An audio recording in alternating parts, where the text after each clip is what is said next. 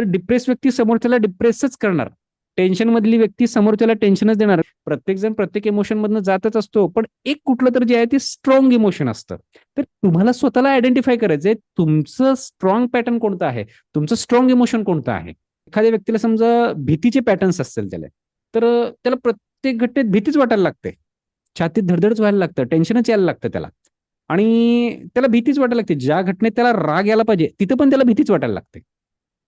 काहींचे पॅटर्न असे आहेत की त्यांचे पॅटर्न असे आहेत की त्यांना हर्ट होतं. छोट्या छोट्या घटनेत त्यांना हर्ट व्हायला लागतं. वाईट वाटलं लागतं, अरे जरा जरी शब्द इकडचा इकडे झाला हर्ट होतं, वाईट वाटतं, दुःख होतं. म्हणजे काय, त्यांना काही होऊ दे दुःखच व्हायला लागतं, वाईटच वाटायला लागतं. का? म्हणजे जिथं राग यायला पाहिजे, टेन्शन तिथं पण त्यांना दुःखच वाटतं, वाईटच वाटतं. असं का झालं माझ्या आयुष्यात, जे काय झालं असं का बोलतायत, जे काय का असं होतं. कारण की इथं असलं प्रत्येकाला उत्तर द्यायचं आहे की तुम्हाला जास्त स्ट्रेस येतोय कशाचा.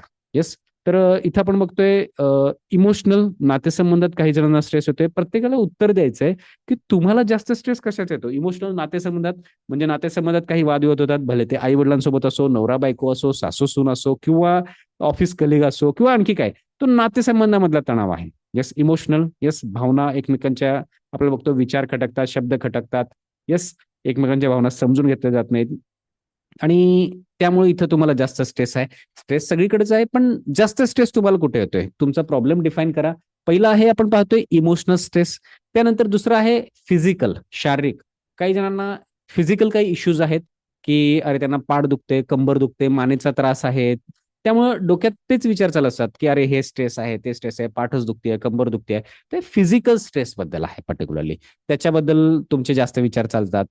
किंवा तिसरं आहे पैशाबद्दल, आर्थिक. काही जणांना सतत पैशाचे विचार की अरे हे कसं होईल, पैशाचं कसं मॅनेज होईल, अरे हे कमी पडतायत, मला ईएमआय भरायचा आहे, माझा तो हप्ता आहे, हे आहे तसं आहे, मी यांना पैसे द्यायचं कमिट केलंय, अजून पण पैसे नाही आले माझ्या अकाउंटला, आता कसं होईल, काय होईल.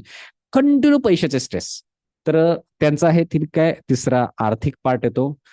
त्यानंतर चौथं आपण बघतोय की ते आहे सामाजिक, सोशल स्टेटस. काही जणांना स्टेटस महत्वाचं वाटतं. अरे लोक मला काय म्हणतील, अरे माझं अजून घर नाही झालं, मी भाड्याच्या घरात राहतोय, तर लोक काय म्हणतील मला. अरे तुमचं अजून घर नाही झालं का, म्हणजे लोक काय म्हणतील याचा स्ट्रेस. Yes status. तर तुम्हाला डिफाईन करायचंय तुम्हाला जास्त स्ट्रेस कुठला येतो. येस चॅटबॉक्स मध्ये प्रत्येकांना शेअर करायचंय. येस गणेश सर म्हणतात की त्यांना आर्थिक स्ट्रेस येतो. Okay financial. तुम की अरे लोक काय म्हणतील, अरे माझं अजून घर नाही झालं, माझं हे नाही झालं, जे काय आहे. अरे माझ्याकडे ऍपल मोबाईलच नाही आहे. तो एक नवीन स्ट्रेस आहे बऱ्याच जणांचा. राजेंद्र सर म्हणतात 4 नंबर. ओके. श्रद्धा मॅडम म्हणताय इमोशनल. ओके. नातेसंबंधामध्ये यस. मोटोरोला जे आहे ते म्हणतायत 2 नंबर. ओके. शारीरिक स्ट्रेस यस. अशोक सर म्हणतायत इमोशनल. यस. शाओमी जे आहेत ते म्हणतायत नातेसंबंधात आहे. सीमा मॅडम म्हणतायत शारीरिक आहे. ओके. पुढे आपण बघतोय की आता जेव्हा तुम्हाला भीती, चिंता, स्ट्रेस येतो, तर त्याचा तुम्ही बघताय की कुठे याचा परिणाम होतो. येस. की हे जे आहे, तर ह्याचा परिणाम कुठे कुठे होतो. एक तर शरीरावर परिणाम होतो. येस फिजिकल बॉडीवर परिणाम होतो. भीती, चिंता, स्ट्रेस. मानसिक परिणाम व्हायला लागतात ह्याचे. येस मनावर पण खूप डीपली परिणाम होतात, ते आपण समजून घेणार आहोत. सामाजिक लेवलला पण परिणाम होतात, सोशल कॉन्टॅक्ट मध्ये. येस. नातेसंबंधावर परिणाम होतात. येस.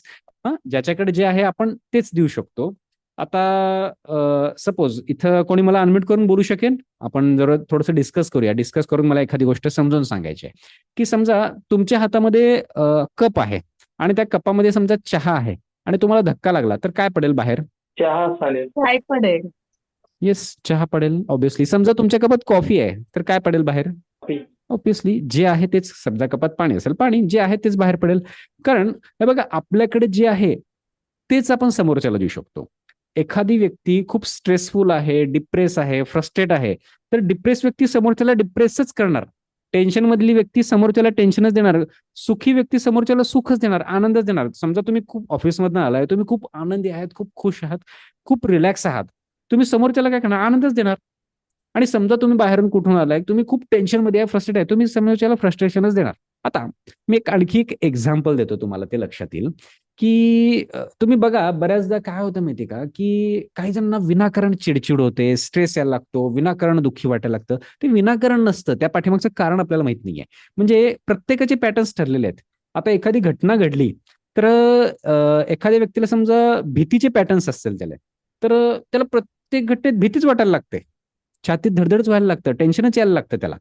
आणि त्याला भीतीच वाटायला लागते. ज्या घटनेत त्याला राग यायला पाहिजे तिथं पण त्याला भीतीच वाटायला लागते. काहींचे पॅटर्न असे आहेत की त्यांचे पॅटर्न असे आहेत की त्यांना हर्ट होतं. छोट्या छोट्या घटनेत त्यांना हर्ट व्हायला लागतं. वाईट वाटलं लागतं, अरे जरा जरी शब्द इकडचा इकडं झाला हर्ट होतं, वाईट वाटतं, दुःख होतं. म्हणजे काय, त्यांना काही होऊ दे दुःखच व्हायला लागतं, वाईटच वाटायला लागतं. का? म्हणजे जिथं राग यायला पाहिजे, टेन्शन तिथं पण त्यांना दुःखच वाटतं, वाईटच वाटतं. असं का झालं माझ्या आयुष्यात, जे काय झालं असं का बोलतायत, जे काय का असं होतं, कारण की त्यांच्या कपामध्ये दुःखच आहे. तुमच्या कपात काय आहे हे तुम्हाला आयडेंटिफाय करायचं आहे, तुम्हाला अनालिसिस करायचं आहे. काही जणांच्या कपात जे प्रत्येकाकडे एक कप आहे. येस, इथं असल्या प्रत्येकाकडे एक कप आहे तुमच्याकडे.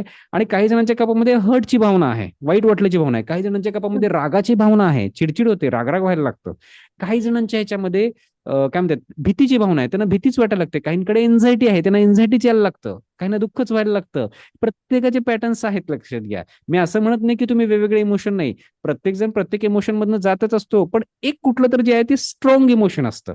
तर तुम्हाला स्वतःला आयडेंटिफाय करायचंय, तुमचं स्ट्रॉंग पॅटर्न कोणतं आहे, तुमचं स्ट्रॉंग इमोशन कोणतं आहे. तर ते आयडेंटिफाय करा. मी इथं आणखी एक एक्झाम्पल देऊ इच्छितो. खूप महत्वाचा पार्ट आहे इथं, असलेल्या प्रत्येकाने उत्तर द्यायचं आहे. तर समजा मी काय केलं, एक हुक घेतलं आणि त्या हुकला फूड लावलं. मासे पकडण्यासाठी जे हुक असतं त्याला फूड लावलं आणि तो हुक मी पाण्यात टाकला आणि बघितलं की थोड्या वेळाने त्याला मासा अडकला. तर इथं असलेला कोण सांगू शकेल की त्याला मासा का अडकला? चॅटबॉक्स मध्ये गणेश सर म्हणतायत त्या फूडमुळे अडकला. ओके. ओके, मासा त्याला पकडायला गेला म्हणून अडकला. ओके, हे एक कारण आहे. शाओमी जे आहे ते चॅटबॉक्स मध्ये एक खाद्य आहे, माशाचं ते खाद्य आहे, ते खायला गेला म्हणून अडकला. ओके. म्हणतायत की आकर्षण होतं त्याला. ओके, हे पण एक वरवरचं रिझन झालं. मेन रिझन काय, नीट समजून घ्या मूळ कारण काय आहे. हे बघा, मी हुकला फूड लावलं आणि पाण्यात टाकलं आणि त्याला मासा अडकला. का अडकला माहिती? कारण मी जिथं ते हुक टाकलं, ज्या पाण्यात हुक टाकलं त्या पाण्यात ऑलरेडी मासा होता, म्हणून त्याला अडकला. आता तुम्ही म्हणाल, हे काय सांगताय सर, हे काय आपण जोक करतोय, हे काय पझल पझल खेळतोय का? असं नाहीये. ह्याच्या पाठीमाग खूप मोठी एक अंडरस्टँडिंग आहे, नीट समजून आहे. ज्याला हे एक्झाम्पल समजलं त्याला खूप काही समजलं मनाचं. तर बघा, हुक टाकलं म्हणजे काय, हुक म्हणजे काय इन द सेन्स नीट समजून घ्या. हुक म्हणजे काय, की हे बघा, हुक टाकलं, समजा मी हुकला फूड लावलं आणि जिथं ज्या पाण्यात मासा नाही आहे तिथं हुक टाकून बसलो. तासन तास बसलो, दिवसभर बसलो, 10 हुक टाकलं, 10च्या 10 हुकला फूड लावलं, पण पाण्यात मासाच नाहीये, टाकलं, अडकेल का मासा? नाही अडकणार. येस. तसंच आहे, समोरची व्यक्ती काय करते, तुमच्यामध्ये हुक टाकते. समोरची व्यक्ती फक्त हुक टाकते. हुक एक माध्यम आहे की तुमच्या आतला राग यायला लागतो, चिडचिड बाहेर यायला लागते, काहींना भीती यायला लागते, टेन्शन यायला लागतं, काहींना हर्ट फिलिंग. त्यांच्या आत ऑलरेडी हर्टची फिलिंग आहेच, फक्त समोरच्या व्यक्तीने हुक टाकलं, लगे हर्टची फिलिंग बाहेर आली. की सपोज तुम्ही रोडनं चाललेला आहात.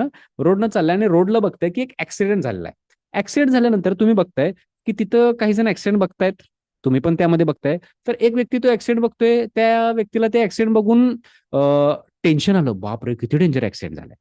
दुसरा व्यक्ती आहे, त्याला तेच ऍक्सिडेंट तो बघतोय आणि त्याला भीती वाटली, अरे बापरे किती डेंजर ऍक्सिडेंट झालाय. त्याला भीती वाटली, दुसऱ्या व्यक्तीला तेच ऍक्सिडेंट बघून त्याला भीती वाटली. तिसरा व्यक्ती आहे, तो तेच ऍक्सिडेंट बघतोय, त्याला राग आला ऍक्सिडेंट बघून, की अरे सरकार बरोबर नाही, गव्हर्नमेंट बरोबर नाही, रस्ते बरोबर नाही, सिस्टीम बरोबर नाही. त्याला गव्हर्नमेंट सिस्टीम बद्दल राग आला.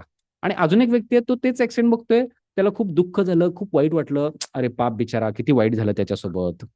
म्हणजे मला काय म्हणायचंय, घटना एकच आहे. समजा भीतीदायक घटना आहे, सगळ्यांना भीती वाटायला पाहिजे, राईट. समजा रागाची घटना आहे, त्या घटनेत राग आला पाहिजे तर सगळ्यांना राग आला पाहिजे. दुःखाची हर्ट होण्याची आहे तर सगळ्यांना हर्ट व्हायला पाहिजे.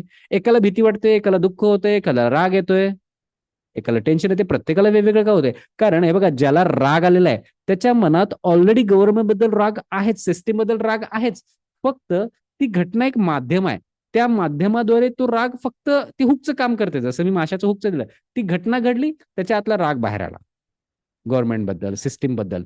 आणि समजा ती घटना घडली नसती, दुसऱ्या कुठल्या तरी घटनेत आला असता, दुसऱ्या कुठल्या तरी घटनेत राग आला असता, पण राग हा त्याच्या आत होता, आज नव्हते तो बाहेर येणारच.